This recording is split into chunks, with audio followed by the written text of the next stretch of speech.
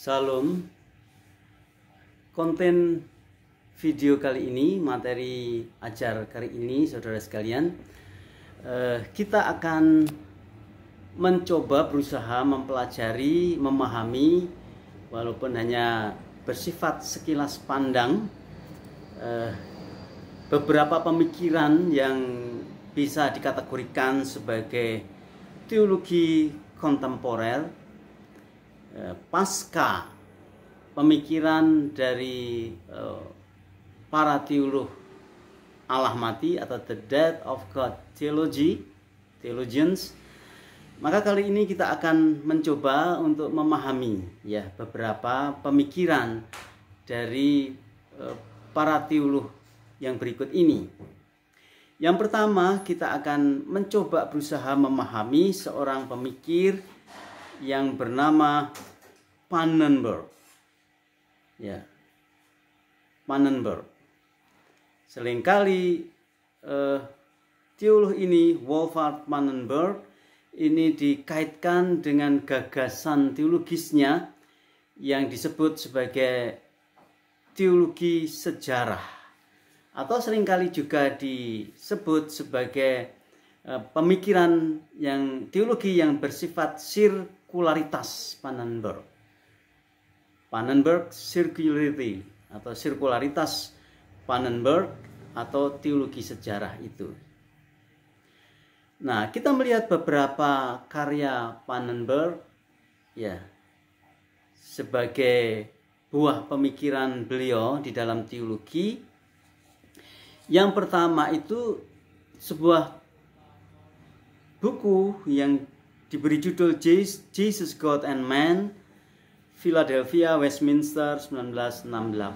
Jesus, God and Man. Yang kedua, Redemptive Event of History, C. Wasserman sebagai editor, dan Richmond John Knox 1964. Nah, kita melihat saudara sekalian beberapa pengantar singkat mengenai Wolfhard Pannenberg ini. Wolfhard Pannenberg adalah seorang profesor, seorang guru besar teologi di Lutheran Munich University, dan bersama Moltmann mereka interest pada sejarah dan iman. Ya. Bersama Jürgen Moltmann mereka interest pada pokok mengenai sejarah, iman atau iman dan sejarah. Secara garis besar, teologi harus berorientasi ke masa depan. Demikian pandangan Pannenberg. Jadi teologi harus berorientasi ke masa depan, bertitik tolak atau sebagai dasar pada peristiwa kebangkitan Kristus sebagai landasan. Ini poin pertama.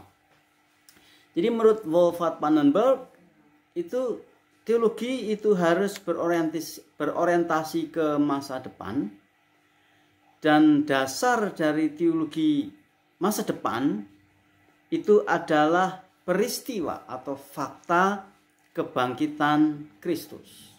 Dan itu berarti bagi Pannenberg, peristiwa kebangkitan Kristus itu menjadi dasar yang sangat penting dalam melakukan sebuah olah pemikiran teologi yang berorientasi pada masa depan itu.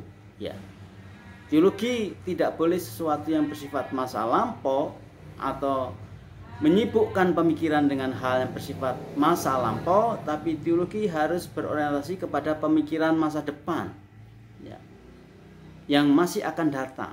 Jadi fokus dan orientasi teologi kepada yang masih akan datang itu yang pertama. Yang kedua, bagi Moltmann, karena Pannenberg itu bisa dikaitkan dengan Moltmann itu, bagi Moltmann iman harus direlasikan dengan masa depan. Iman harus direlasikan dengan masa depan. Nah, ini sesuatu perspektif yang sedikit berbeda.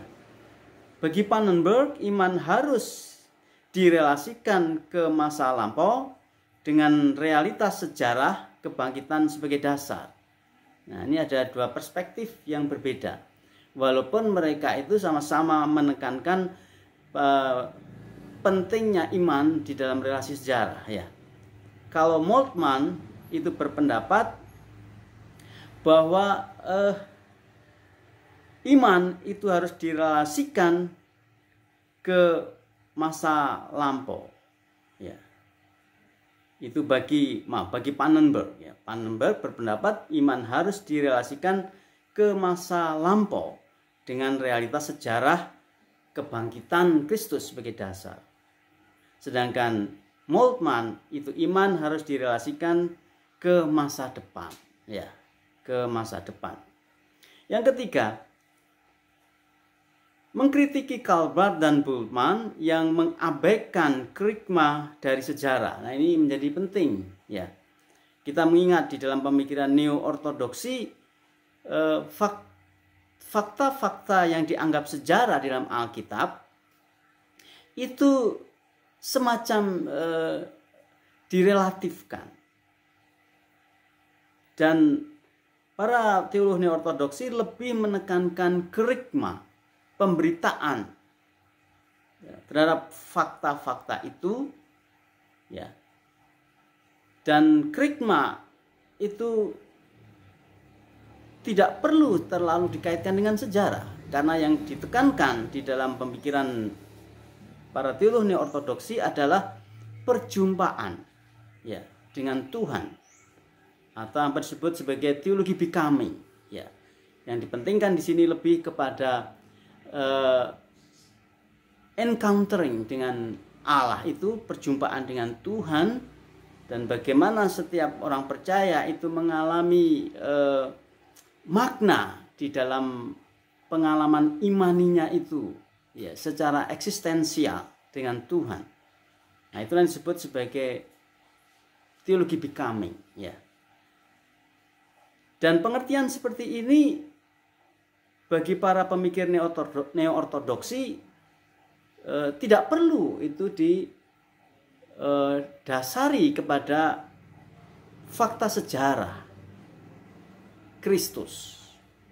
Karena fakta sejarah Kristus pada dasarnya adalah sangat sulit diklarifikasi secara saintifik. Nah, ini bertentangan dengan Pannenberg dan Moltmann. Ya. Justru Pannenberg dan Moltmann itu sangat menekankan fakta sejarah kebangkitan itu sendiri. Ya. Dan mereka mengkritik pemikiran Barth dan Bultmann yang mengabaikan sejarah di dalam kerigma itu. Bagi Pannenberg, kerigma tanpa dasar sejarah tidak berarti, ya. Walaupun kerigma itu memang bisa dipahami lebih bersifat aktual, ya, dalam pengalaman personalitas setiap orang dengan Kristus, ya. Tapi menurut Pannenberg, ya, pengalaman itu, ya, pengalaman eksistensial dengan Kristus itu harus tetap didasari kepada fakta sejarah kebangkitan, ya. Karena tanpa dasar fakta sejarah kebangkitan, maka pengalaman dengan Kristus itu menjadi tidak bermakna atau tidak mendasar, ya.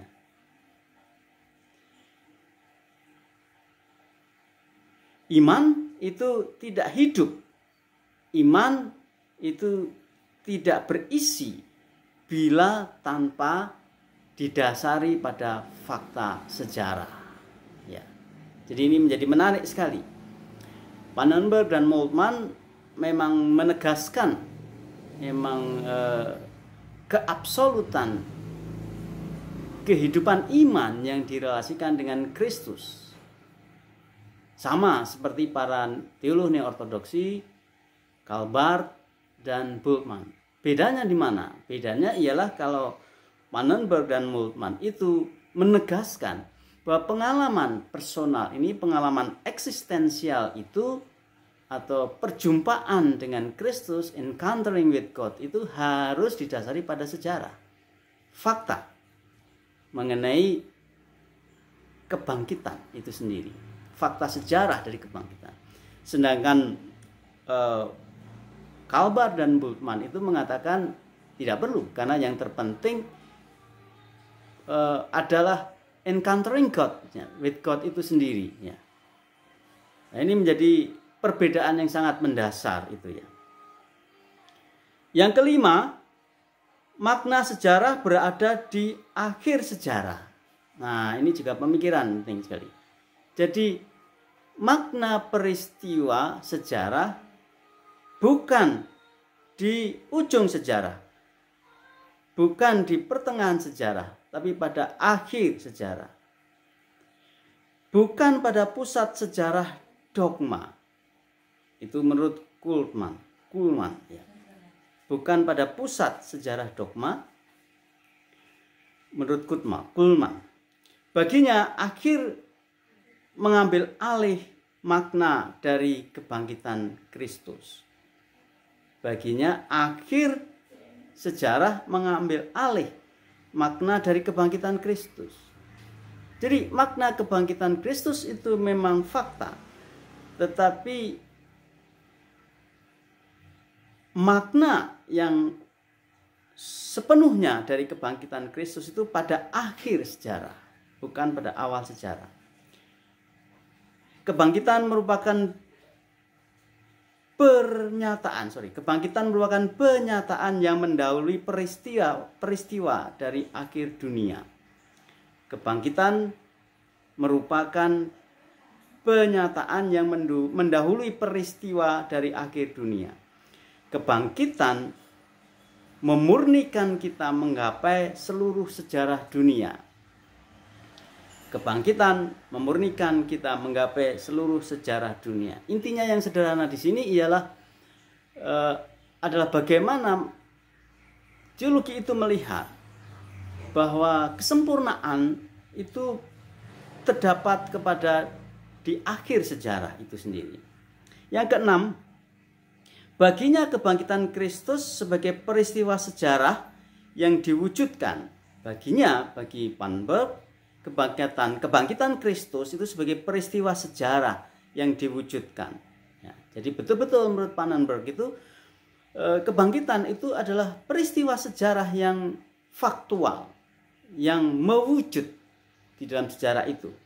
Hal ini adalah sikap yang melawan, yang bertentangan, yang mengkritisi metode mitologi dari Bultmann dan konsep Heilgeschichte dari Kuhlman. Ya.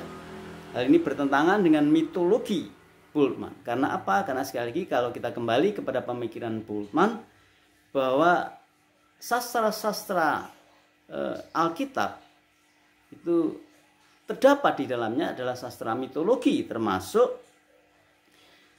tulisan-tulisan yang berisi mengenai hal-hal yang sangat sulit diklarifikasi sejarah, termasuk dalam hal ini misalnya kebangkitan. Ya. Kebangkitan itu oleh Bultmann dikategorikan sebagai tulisan mitologis. Ya. Kebangkitan itu harus lebih dipahami sebagai cara orang zaman dulu di dalam mengkomunikasikan atau di dalam mengajarkan gagasan tertentu, nilai tertentu. Jadi kebangkitan tidak harus dilihat sebagai tulisan sejarah, tapi lebih kepada tulisan mitologi. Sedangkan Kuhlman itu semacam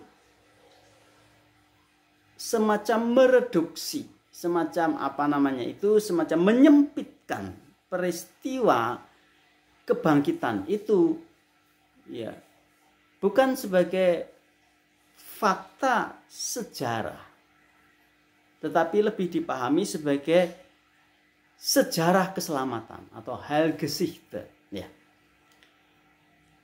Yang mungkin perlu ditegas, apa bedanya sejarah dan sejarah keselamatan? Dalam bahasa Jerman ada istilah Historie dan Heilgeschichte. Sejarah itu semua peristiwa yang bisa dibuktikan, diklarifikasi melalui catatan-catatan peristiwa itu, ya. Sedangkan sejarah keselamatan itu adalah peristiwa-peristiwa sejarah yang terjadi di dalam konteks karya keselamatan Allah itu. Jadi ada semacam mereduksi dari sisi validasi objektivitas sejarah itu. Jadi semacam membedakan antara sejarah yang dalam pengertian itu peristiwa-peristiwa yang terjadi secara umum yang itu bisa diklarifikasi dengan berbagai macam metode sejarah, tapi ada peristiwa-peristiwa imani yang dikategorikan sebagai sejarah keselamatan atau Heilgeschichte, di mana peristiwa-peristiwa imani itu bisa saja tidak bisa diklarifikasi oleh klarifikasi sejarah umum pada umumnya, tetapi sejarah keselamatan itu adalah peristiwa-peristiwa yang terjadi, yang dialami oleh orang-orang beriman di dalam perjalanan hidupnya. Nah ini yang ditentang oleh Pannenberg. Jadi Pannenberg menentang baik konsep mitologi dari Bultmann dan atau konsep Heilgeschichte dari Kuhlmann itu. Dan dia menegaskan, Pannenberg menegaskan bahwa peristiwa kebangkitan Kristus itu betul-betul fakta sejarah pada umumnya. Ya. Kalau peristiwa-peristiwa lain di dunia ini terjadi di dalam sebuah rentang waktu dan itu bisa dibuktikan oleh pembuktian alat-alat sejarah, kalau itu memungkinkan, ya, maka menurut Pannenberg kebangkitan Kristus pun sama. Kebangkitan Kristus itu sama dengan peristiwa-peristiwa yang lain. Itu adalah peristiwa faktual yang kalau manusia bisa memiliki alat sejarah untuk pembuktian dari kebangkitan itu, maka tentu itu akan bisa dibuktikan. Nah, itu perbedaannya. Perbedaan pandangan mengenai peristiwa kebangkitan Kristus antara Pannenberg, ya, mitologi Bultmann, dan konsep Heilgeschichte dari Kuhlmann itu. Nah, sekarang kita akan melihat secara lebih kritis sedikit mengenai pemikiran dari Pannenberg ini. Yang pertama, secara refleksional, pada dasarnya ini menarik di dalam pemikiran ini. Sekali lagi kalau ini direlasikan dalam dikontekskan dengan pemikiran-pemikiran teologi sebelumnya, misalnya dalam teologi sekularisme yang wujudnya beberapa sudah kita lihat, misalnya dalam Death of God Theology itu yang betul-betul membuat semacam keputusan, ya, keputusan persepsi dan perspektif bahwa di dalam teologi sekuler atau di dalam konteks teologi Allah mati itu eksistensi Allah itu memang tidak ada tempat lagi, seperti itu. Nah, sepertinya pandangan Pannenberg ini memberikan angin segar terhadap pemikiran-pemikiran teologi yang berbasis kepada Alkitab sebagai sumber utama, ya, pemahaman. Ya, karena apa? Karena bagi Pannenberg itu mengakui dan menerima kebangkitan Kristus sebagai betul-betul fakta sejarah. Namun yang disayangkan ialah Pannenberg itu menolak Alkitab sebagai penyataan Allah. Nah, ini problemnya, ya. Problemnya muncul di sini dari sudut pandang pertimbangan paham teologi konservatif, bahwa walaupun Pannenberg mengakui peristiwa kebangkitan itu merupakan fakta sejarah, hanya masalahnya dia menolak Alkitab sebagai penyataan Allah yang notabene pada dasarnya informasi mengenai kebangkitan Kristus itu memang pada dasarnya secara mendasar terdapat di dalam Alkitab, gitu ya. Khususnya bagi masyarakat modern tentu orang-orang modern itu hanya bisa memperoleh informasi tentang kebangkitan Kristus berdasarkan tulisan Alkitab. Nah, kalau Alkitab itu tidak diterima sebagai penyataan Allah, ini menjadi masalah. Masalahnya di mana? Masalahnya bisa saja walaupun ada pandangan bahwa teologi itu harus berdasarkan fakta kebangkitan Kristus, ya. Tetapi fakta yang mana yang diakui sebagai fakta yang valid, yang menyatakan atau menjadi dasar penerimaan kebangkitan Kristus sebagai faktual itu? Kalau apa yang ditulis dalam Alkitab itu tidak diterima sebagai tulisan-tulisan yang bersifat penyataan itu ya. Nah, ini menjadi masalah. Karena seandainya tulisan-tulisan di Alkitab secara khusus yang dikaitkan dengan peristiwa-peristiwa mujizat dan kebangkitan Kristus itu diterima sebagai informasi, dan informasi itu tidak sepenuhnya diterima sebagai informasi yang valid dalam pengertian on the fact, berdasarkan fakta sejarah, pasti ini akan menimbulkan permasalahan yang serius dan mendasar mengenai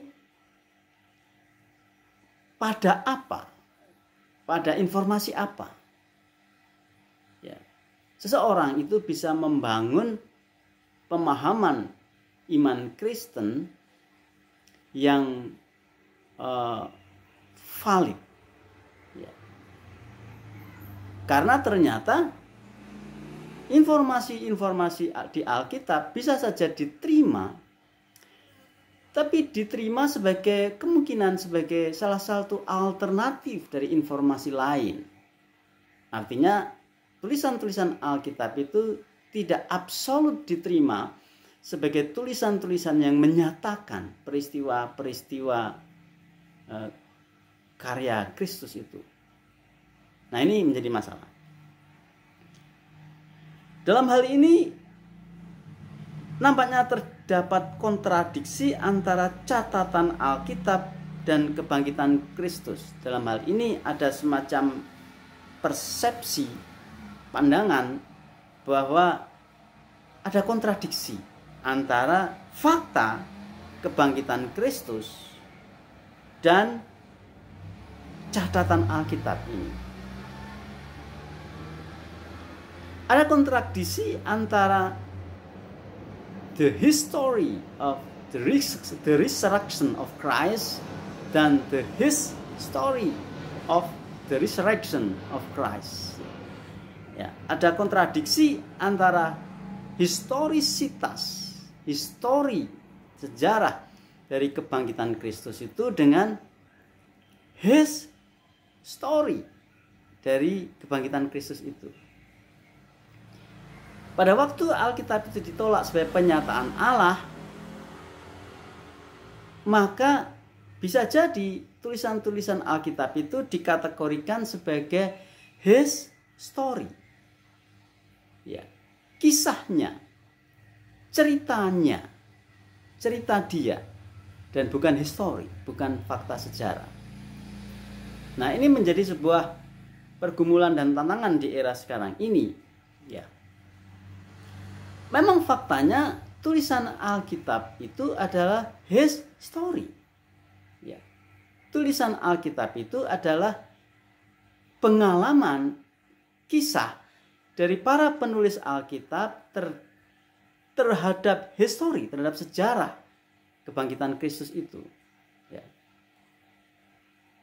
Dan kalau kisah tentang kebangkitan yang tertulis di Alkitab itu dipisahkan dengan peristiwa kebangkitan itu sendiri, ini menjadi masalah, ya, menjadi problem.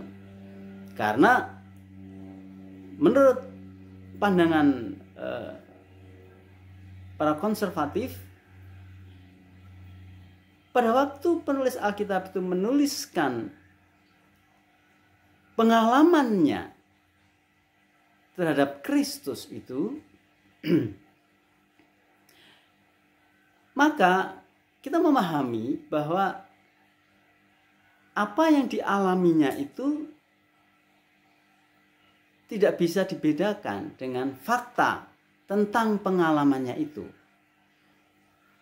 Memang ada problem mengenai, tentunya mengenai validitas para penulis Injil, ya, terkait dengan pengalamannya langsung dengan Kristus semasa hidup itu ya. Bahkan misalnya Lukas, misalnya Injil Lukas, itu jelas sekali kita memahami bahwa Lukas yang pertama itu tidak bisa dikategorikan sebagai murid-murid pertama, ya, karena jelas beberapa alasan. Di samping kebangsaannya juga zamannya yang tahun yang berbeda, dan Lukas sendiri di awal-awal tulisannya juga menegaskan bahwa dia mengumpulkan informasi-informasi itu dan menuliskannya. Jadi memang Lukas di dalam proses penulisan peristiwa fakta Kristus itu dia tidak melihat langsung, tidak hidup langsung dengan Kristus. Dia tidak menjadi saksi mata secara langsung, tapi dia mendapatkan informasi itu dari para saksi mata, baru menuliskannya. Namun saudara sekalian, kita mengetahui ini nanti terjadi di dalam konteks apologetika itu ya, Alkitab. Tetapi sebetulnya di mana kesulitan untuk menerima hal itu ya? Kalau pada dasarnya apa yang ditulis Lukas itu ialah memang informasi yang dia didapatkan dari para narasumber, dan informasi itu valid karena itu dia peroleh dari para saksi mata gitu ya. Tapi itu yang menjadi problem dari pemikiran Pannenberg gitu. Problemnya secara mendasar dia memisahkan antara fakta kebangkitan Kristus dengan catatan tentang fakta kebangkitan Kristus itu, saudara sekalian. Nah, ini yang pertama. Yang kedua, pada pemusatan kebangkitan Kristus sebagai pusat doktrin dan makna yang sesungguhnya dari kebangkitan dalam eskatologi. Ya. Nah, ini perlu sedikit dipahami. Pada pemusatan kebangkitan Kristus sebagai pusat doktrin dan makna yang sesungguhnya dari kebangkitan dalam eskatologi, tentu kita memahami bahwa kebangkitan Kristus itu menjadi peristiwa dasariah iman Kristen yang penting. Tetapi kita harus mengingat bahwa kebangkitan Kristus itu harus dipahami menjadi bagian dari seluruh karya Kristus itu. Ya. Kalau kita menerima kebangkitan Kristus sebagai dasar dan tidak menerima fakta lain dalam kehidupan Kristus, itu menjadi masalah. Karena memaknai kebangkitan Kristus lepas dari karya Kristus yang lain itu sungguh-sungguh akan menghasilkan pemikiran-pemikiran yang tidak utuh dan mendasar. Jadi ada tingkat kekeliruan yang mendasar kalau teologi hanya didasarkan kepada semangat kebangkitan Kristus itu dan tidak didasari kepada seluruh karya Kristus secara utuh gitu ya. Mulai dari inkarnasinya, kehidupannya, penderitaannya, ya, kebangkitannya, penampakannya, kenaikannya, dan kembalinya Kristus kedua kali itu harus diterima secara utuh seperti itu. Ya. Yang ketiga, refleksi yang ketiga terhadap Pannenberg ialah konsep Kristen tentang sejarah dan relasinya dengan sejarah dan Heilgeschichte. Bagaimana konsep Kristen tentang sejarah itu? Ya. Nah, apakah memang Nah, ini menjadi penting.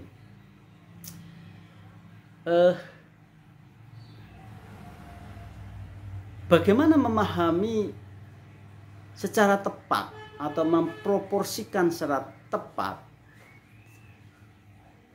terkait dengan fakta-fakta sejarah Allah, penyelamatan Allah dengan sejarah umum.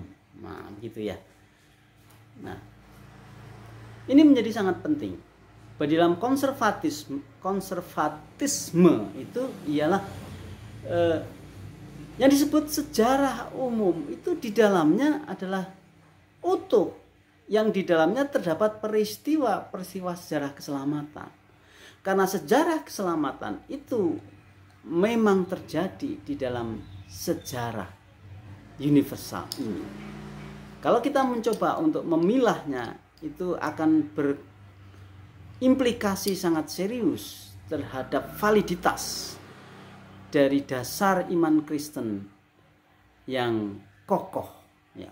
Karena sekali lagi iman Kristen harus didasari kepada bagaimana Tuhan bekerja menyatakan karya keselamatannya bukan hanya pada konteks kelompok orang percaya saja, tapi Tuhan menyatakan karya keselamatannya kepada umatnya itu dalam konteks sejarah dunia. Nah, itu menjadi penting. Nah, itu sekilas pandang mengenai yang disebut sebagai teologi sejarah. Yang kedua, kita akan mencoba memahami teologi teologi pengharapan. Maaf, saya salah mengatakannya. Bukan teologi pembebasan, tapi teologi pengharapan. Yang bisa dikaitkan dengan konsep teologi pengharapan adalah seorang teolog yang bernama Jürgen Moltmann. Seorang profesor dari Reform di Tübingen, Jerman. Moltmann. Beberapa tulisan dari Moltmann yang bisa dirujuk misalnya adalah The Theology of Hope, ya, diterbitkan oleh New York Harper and Row 1967, ya. Charles Scribner and Son 1969, ya. Ini tulisan yang bisa digali lebih jauh kalau kita ingin memahami Jürgen Moltmann, ialah Theology of Hope, teologi pengharapan, ya. Kita melihat beberapa sekilas pandang mengenai Jürgen Moltmann atau teologi pengharapan ini. Yang pertama, Allah adalah subjek dari proses waktu yang selalu mendorong ke masa depan. Ya. Allah adalah subjek dari proses waktu yang selalu mendorong ke masa depan. Jadi sekali lagi, fokus perhatian dan interest dari Moltmann itu adalah masa depan, ya. Bahwa nilai itu tidak bisa dibangun, ya, di masa sekarang atau di masa lampau. Dan nilai itu sedang menunggu, ya, penggenapan maknanya di masa depan. Allah adalah bernatur masa depan. Allah adalah bernatur masa depan. Nah, ini perlu dikritisi kalimat pendek ini. Bisa timbul banyak pertanyaan. Kalau Allah adalah bernatur masa depan, apakah artinya natur Allah itu sedang menunggu kesempurnaannya di masa depan? Bisa saja ini pikiran menjadi seperti itu. Allah menyatakan siapa dia yang akan menjadi. Nah ini, betul, ya. Bukan siapa dia. Ini menjadi kuncinya. Sehingga bagi Moltmann, Allah itu tidak bisa dipahami sebagai siapa dia. Ya. Tapi Allah itu harus dipahami sebagai siapa dia yang akan menjadi. Ya. Allah itu bukan siapa dia. Nah, perhatikan di dalam konsep-konsep teologi doktrin Allah di dalam kekristenan yang klasik, secara garis besar, secara mendasar selalu kita itu mempelajari Allah. Ya. Di dalam perspektif Allah itu adalah yang siapa dia itu, who he is. Ya. Itu adalah Allah yang kita pahami. Itulah sebabnya kita menemukan berbagai konsep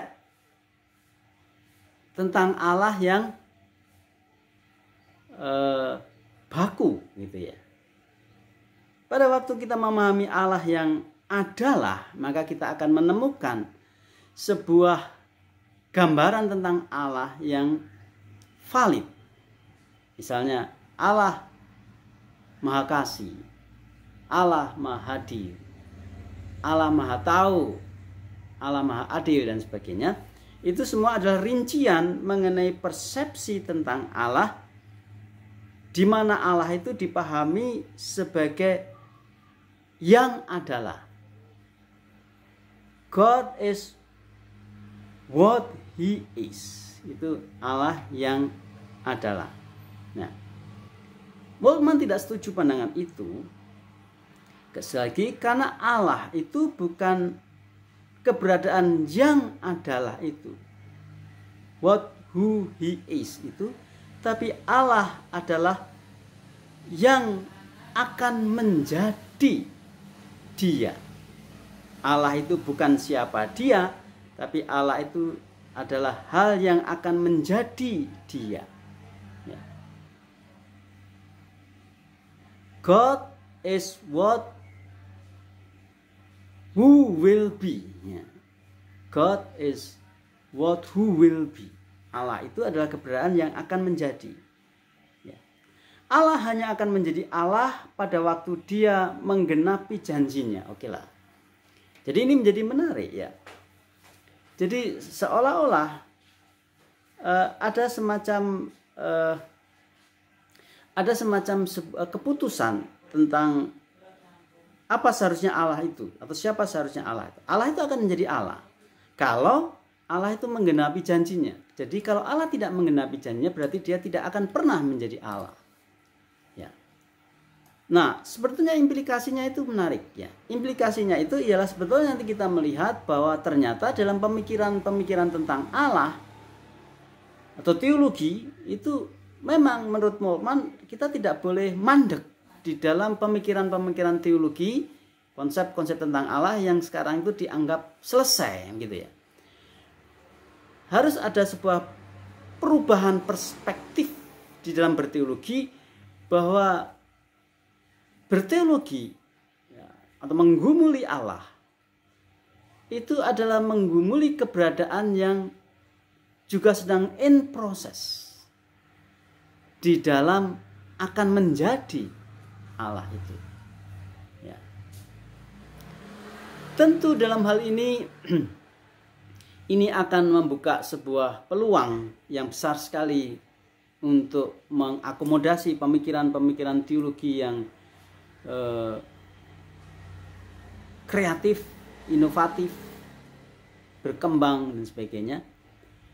Cuman bahayanya di sini apa? Bahayanya di sini ialah pemikiran teologi yang seperti ini dia akan berkembang tanpa dasar yang tetap, gitu ya.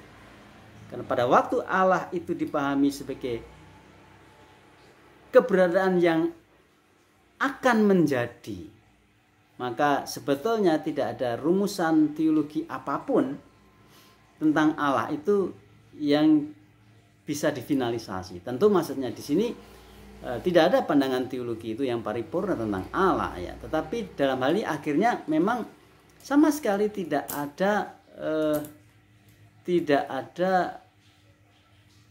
di samping batasan-batasan tentang pemikiran-pemikiran tentang Allah, tapi juga tidak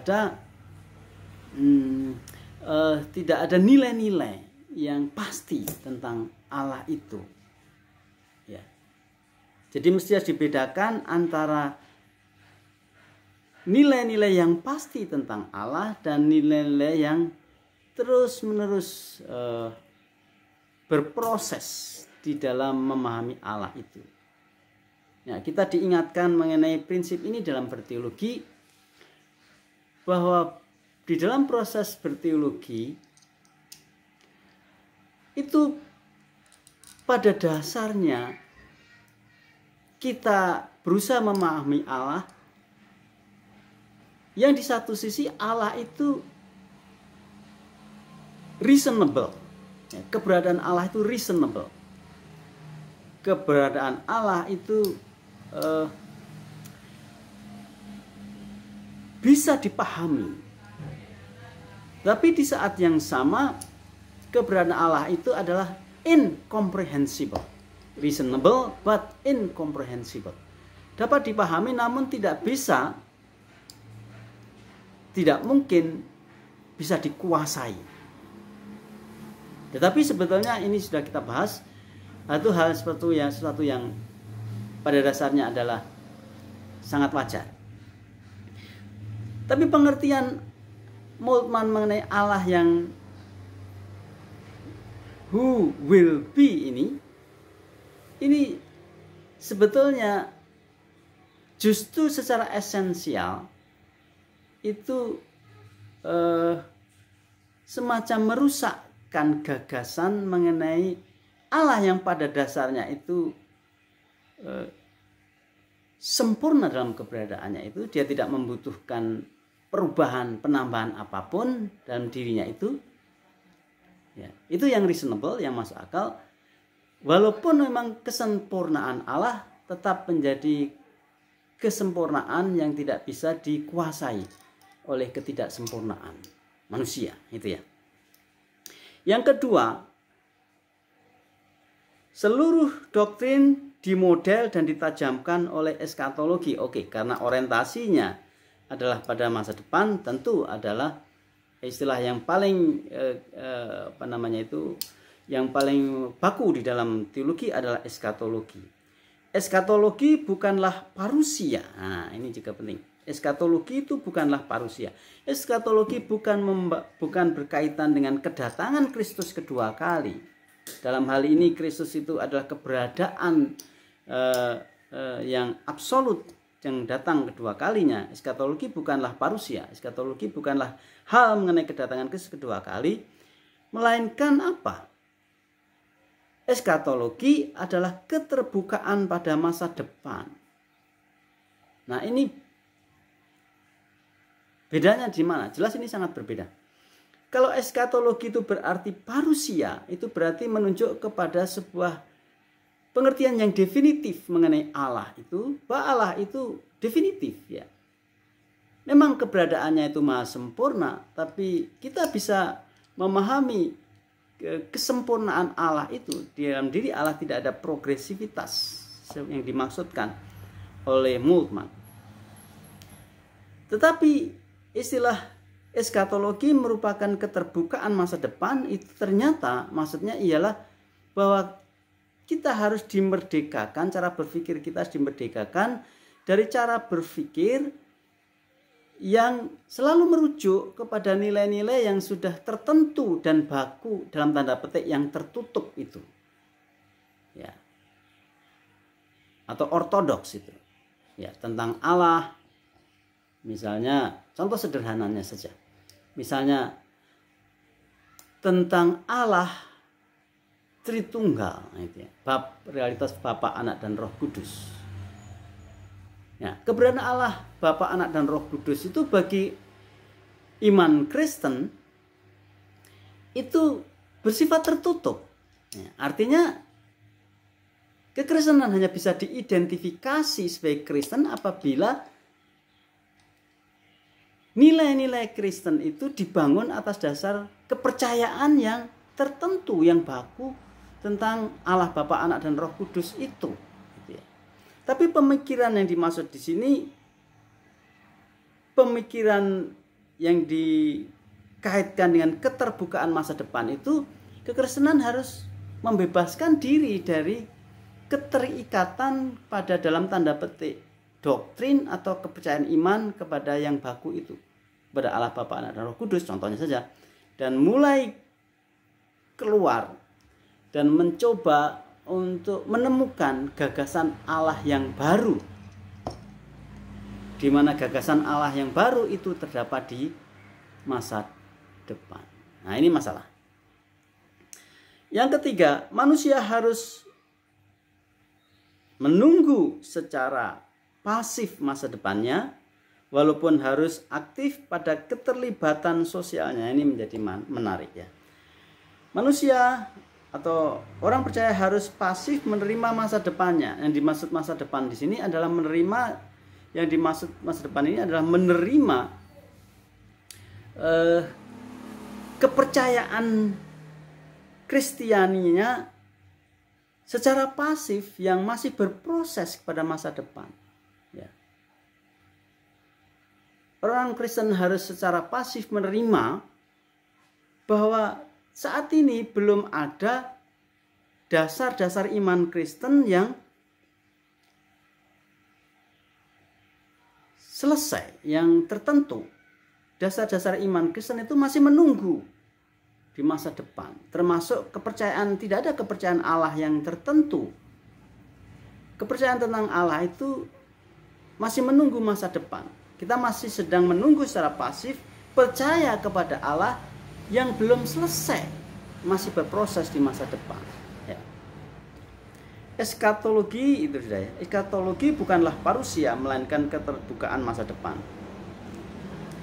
Manusia harus menunggu secara pasif masa depannya, walaupun harus aktif pada keterlibatan sosialnya. Nah, ini ya. Jadi walaupun orang-orang Kristen harus secara pasif melihat fakta bahwa tidak ada dasar pemahaman nilai-nilai kekristenan tentang Tuhan yang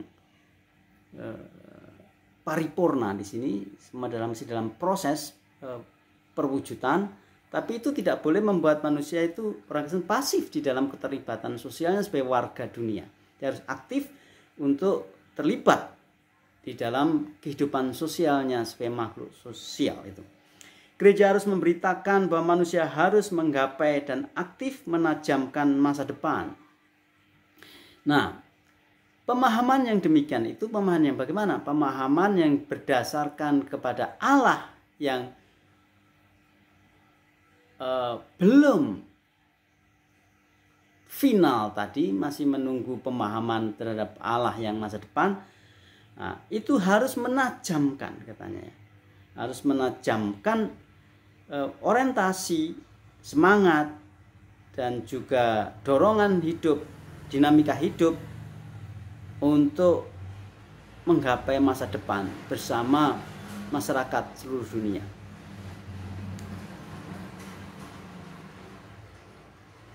Memegang universalisme, bahwa gereja bertujuan akhir pada apa yang disebut mentalitas pemerintahan secara universal, ya. Bukan komitmen individu pada Allah. Nah, ini menjadi penting. Jadi faham universalisme. Jadi gereja itu harus berkomitmen kepada pemerintahan Allah secara universal di dunia ini, bukan komitmen kepada pribadi kepada Allah. Jadi kekristenan pada dasarnya bukan masalah hubunganku dengan Allah, hubunganku dengan Kristus, tapi Kristen pada dasarnya adalah masalah bagaimana orang Kristen itu memiliki mentalitas untuk secara bersemangat membangun, namanya itu sedang atau mengusahakan pemerintahan Allah yang universal, ya. Pemerintahan Allah yang universal itu ya. Nah, dalam hal ini tentu kalau dikaitkan dengan faham universalisme, Tentu pemerintahan Allah yang universal yang dimaksud di sini adalah pemerintahan Allah yang tidak dibatasi pada pemerintahannya terhadap orang percaya, tapi pemerintahan terhadap dunia ini. Jadi iman dan kepercayaan tidak lagi menjadi ukuran, tetapi pemerintahan Allah secara universal itu yang menjadi penting. Yang keempat, gereja harus membuang kategori masa lalu. Tidak ada bentuk tertentu dalam Allah. Nah, gereja harus membuang kategori masa lalu. Tidak ada bentuk tertentu dalam Allah. Kategori masa lalu itu apa? Kategori masa lalu itu adalah bentuk tertentu tentang Allah. Nah, orang Kristen sampai sejauh ini memang berkategori masa lalu menurut dia, karena selalu dia berorientasi kepada Allah tertentu itu. Ya.